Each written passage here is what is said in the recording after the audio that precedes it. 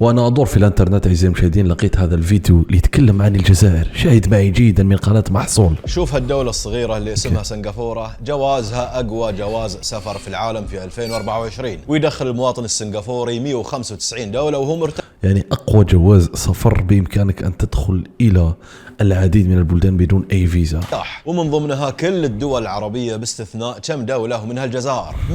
هناك 18 وجهة سفر وين تكون تأشيرة مطلوبة مسبقة، من بين هذه الدول الجزائر. ما يدخلها إلا إذا راح السفارة الجزائرية في بلاده وقدم على التأشيرة هناك، وعاد هو حظه يا تصدر له التأشيرة ولا يتم رفضها. وجوازات الدول العربية من مصر والسودان وانت رايح شرق، كل هالدول ينطبق عليها نفس الأمر اللي ينطبق على الجواز السنغافوري. فتفهم ان اعتبارات مثل اننا عرب ومسلمين وثقافتنا واحدة مو موجودة في قانون اصدار التأشيرة الجزائرية. لكن الموضوع ما له علاقة باللي فهمته. بتقول لي شنو في الجزائر عشان احد يزورها، بقول لك شنو اللي ما فيها وبثبت لك هالشيء. لكن عشان تعرف ليش صعب تاخذ تأشيرة سياحية للجزائر سواء كنت مسافر عربي ولا اجنبي، وليش الجزائر حاطة كل هالتعقيدات عشان تطلع هالتأشيرة، تابع الحلقة للنهاية اذا تكرمت ويهمك الموضوع عشان تفهم السالفة كلها. فنصلي على سيدنا محمد صلى الله عليه وآله صراحة هناك أمر مهم، يعني صلى الله عليه وسلم، اللهم صل على محمد.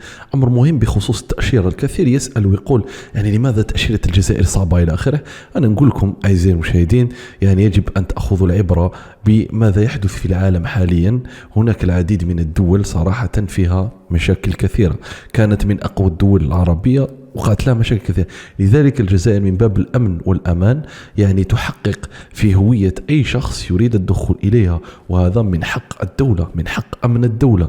يعني اليوم يسيروا في أمن الدولة الجزائرية هم أدرى بالأوضاع، هم أدرى بالظروف، هم أدرى بالشروط. يعني لست أنا ولا أنت كمواطن يعني شعبي تعرف هذه الأمور السرية، يعني ولا واحد يعرفها إلا الأشخاص الذين يعملون في هذا المجال. وصحبه وسلم. ونبتدي بسم مهم يعني بين قوسين، لأنه شفتوا يعني ماذا حدث في سوريا، شفتوا ماذا يحدث في الدول العربية، ليبيا إلى آخره. صراحة هناك تكالب، والجزائر يعني تبقى دولة دائما موقعها استراتيجي يكون يجلب المشاكل، يجلب يعني أشخاص ممكن يحوسوا يتكلبوا عليها، يعني بلدان ممكن، شعوب ممكن، طبيعة الحال أي قوات يسعون من أجل التأثير على الجزائر والتشويش. لذلك يعني احنا عندنا كل الثقة في أجهزة الأمن، سواء على الحدود سواء على الجانب الداخلي والخارجي، يعني في تسيير هذا الأمر. وهذا أمر العقل، الإنسان اللي يكون عقله واعي يتفهم هذا الأمر. يعني البعض ممكن يجي بعد هذا الكلام يقول لك شيات إلى آخره.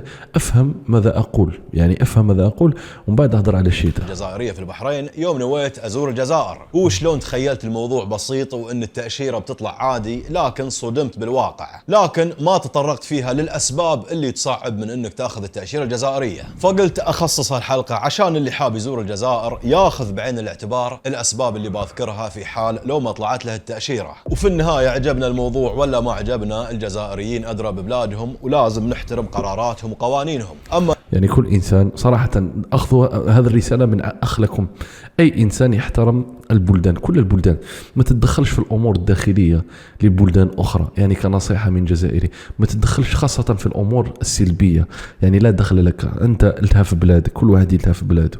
ليش تزور الجزائر؟ وتحية لصاحب هذا الفيديو صراحة على طريقة الكلام المحترمة. بكل بساطة لأنك بتسافر لدولة تعتبر قارة، ما في شيء يخطر في بالك من كل أنواع المقومات السياحية وأسباب الجذب إلا بتلقاه مسجل حضور على أرض الجزائر. بالله شوف معاي هالجمال واذكر الله ومتع عيون. الجزائر بلد جماله متنوع بشكل يذهل، فيها كل شيء من الصحاري الواسعة مثل صحراء الجزائر الكبرى اللي ما لها نهاية، وسلسلة جبال الأطلس مثل جبال الأوراس وجبال الشريعة اللي بتكون مكان مناسب إذا لك في التزلج بالذات في الشتاء أو تسلق الجبال في الصيف. ولا عاد أقول لك عن سواحل الجزائر اللي تعتبر من أجمل الوجهات السياحية البحرية في شمال أفريقيا، طولها 1200 كيلو متر على ضفاف البحر الأبيض المتوسط، بشواطئ نادر تلقى مثلها في أي ديرة ثانية. صح. شوف نقاوة هالماي ولا شوف يعني صراحة يعني كلام هذا الشاب يعني هو كلام حقيقي، لأنه في معظم الحالات تجد البحر، لا تجد الغابة ولا تجد الجبال، ولكن الجزائر من البلدان التي تجد فيها جمال جدا، صراحة جمال جميل جدا،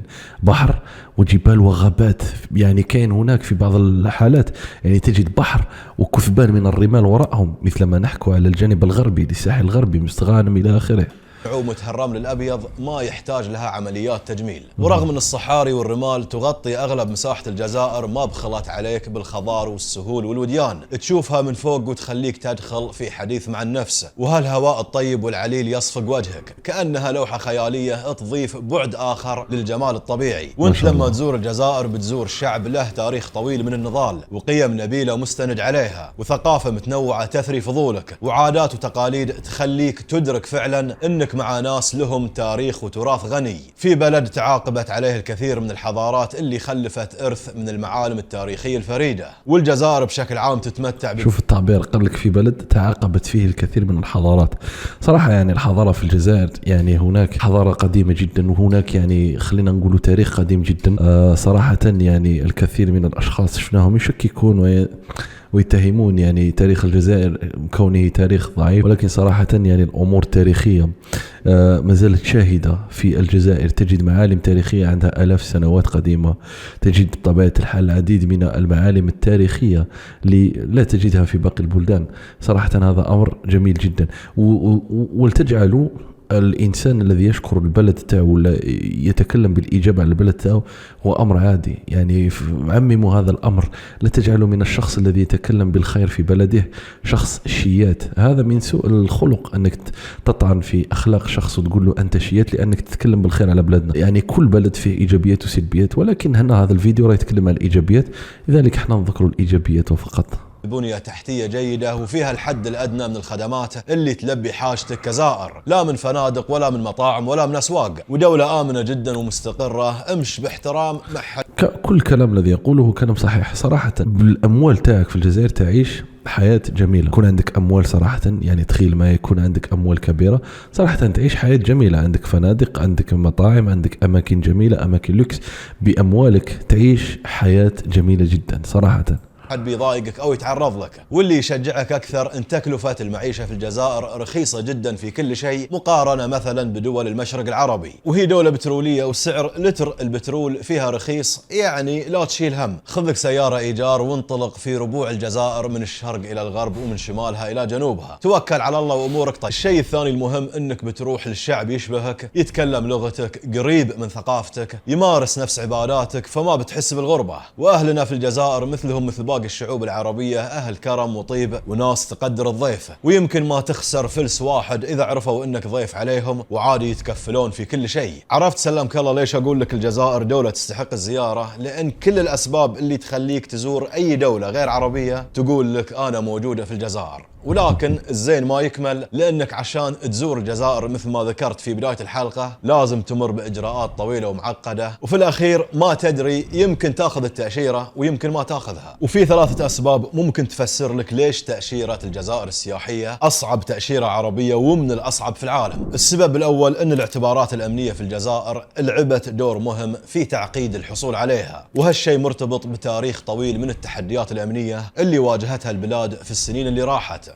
وجانا واحدة من أصعب الفترات، نتكلموا على العنصرية السوداء، كان يعني مشاكل صراحة كبيرة والجزائر كانت تحارب لوحدها. واحد من الأسباب الرئيسية هي التجربة المريرة اللي صارت في التسعينيات في فترة العشرية السوداء واللهم ارحم كل شهداء العشرية السوداء وشهداء الجزائر بمن فيهم أفراد من عائلتي، ربي يرحمهم وربي يرحم خالي إن شاء الله وعمي والكثير مهم من أفراد العائلة. كل عائلة أعتقد بأنه عندهم ضحايا إرهاب اللي راح ضحيتها عشرات الآلاف من الجزائريين، وكانت حدث صعب ومفصلي في تاريخ الجزائر الحديثة. مرت فيه الجزائر بفترة صعبة مليانة بالعنف والصراعات بين الحكومة والجماعات المعارضة. هالماضي الأمني خلى الحكومة تتخذ سياسات حذرة عشان تحافظ على الاستقرار وتضمن سلامة البلاد، وشددت على حركة السياح بالذات في المناطق اللي فيها حساسية أمنية وما تبي تكون محطة عبور حق الهجرة الغير شرعية لأوروبا. غير أن الحدود الجنوبية معرضة في أي وقت تهديدات من بعض الجماعات، والدول اللي فيها مشاكل أمنية واضطرابات وما فيها استقرار وفيها نزاعات تتشدد الجزائر في إجراءات إعطاء الفيز لمواطني هالدول كإجراء وقائي. وبعض الدول مثل مواطني اليمن وسوريا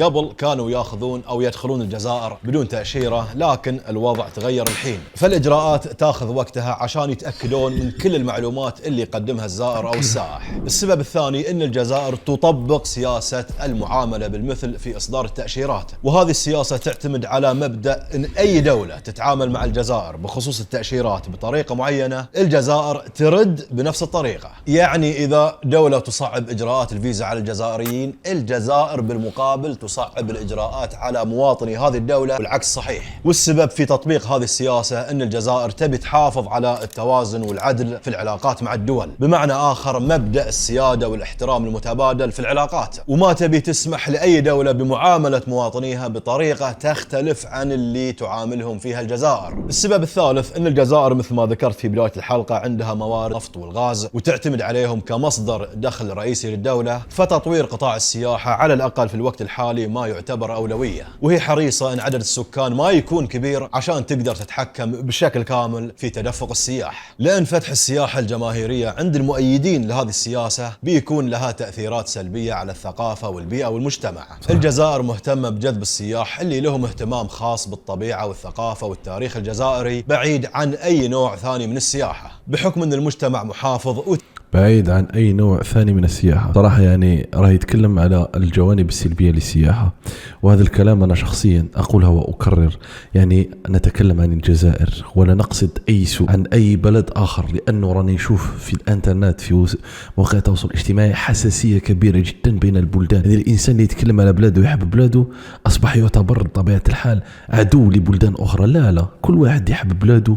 ونتكلم عن الوطن العربي من الغرب إلى الشرق، من المغرب إلى شرق الوطن العربي. يعني كل إنسان واجب عليه أنه يحب بلاده، ونحترم هذاك الحب ونحترم هذوك القيم اللي عندكم، وكل إنسان يعني يحترم بعض. يعني لو كان ولينا يد واحدة صراحة تبي تحافظ على خصوصيتها الثقافية والاجتماعية، ويبون يجي الزائر على أساس أنه ضيف، ما يجي على أساس أنه سائح وياخذ واجب الضيافة من الجزائريين ويرجع دين بالسلام. وللتذكير بتلقون في أول تعليق رابط حلقة موجزة ومركزة عن الجزائر، الأرض، تاريخ. المهم في الآخر يعني كان هذا الفيديو من هذا اليوتيوبر اللي صراحة ذكر الكثير من الأمور الجميلة والأمور الإيجابية عن الجزائر، وصراحة يعني أهنئه على هذا الفيديو الجميل والقدير، وأعطى العديد من الأمور التي تجعل أي إنسان يسعى لزيارة الجزائر يتحمس بطبيعة الحال يذهب ويقوم بطلب التأشيرة من أجل الدخول إلى الجزائر. أعزائي المشاهدين، الفيديو هذا من قناة الشاب المعروف اسم محصول، موجود رابط القناة في الديسكريبشن بوكس إذا ما أردتم أنكم تدخلوا إلى قناة وتخلوا له تعليق إلى آخره، فالرابط موجود في الديسكريبشن بوكس. في الأخير نحن نقول كجزائريون إن شاء الله ربي يحفظ كل بلاد المسلمين، إن شاء الله ربي يحفظ بلادنا وبلاد كل المسلمين إن شاء الله. وإن شاء الله أي إنسان يسعى للذهاب لأي بلد من البلدان يعني يتذكر مبدأ الاحترام. احترم الأمور التي تسير عليها تلك البلدان التي تزورها مهما كانت قيمهم مهما كانت عادتهم، واحترم كل إنسان يعني أنه له الحق يتكلم على البلد تاعه، وأنت ليس من حقك أنك تطعن وتتكلم بالسوء في البلدان الأخرى، لأنك بطبيعة الحال أنت من بلد ما، فلتهتم ببلدك وفلتنظر لبلدك وفلتنظر لسلبيات بلدك. بإمكانك أن تنظر إلى إيجابيات بلدي وتستمتع بها، مرحبا وألف مرحبا، ولكن لا تتدخل في الشؤون التي لا تعنيك. وهذه رسالة موجهة للكل بدون استثناء. أشكركم جزيل الشكر، نلتقي في فيديو القادم إن شاء الله. السلام عليكم ورحمة الله تعالى وبركاته.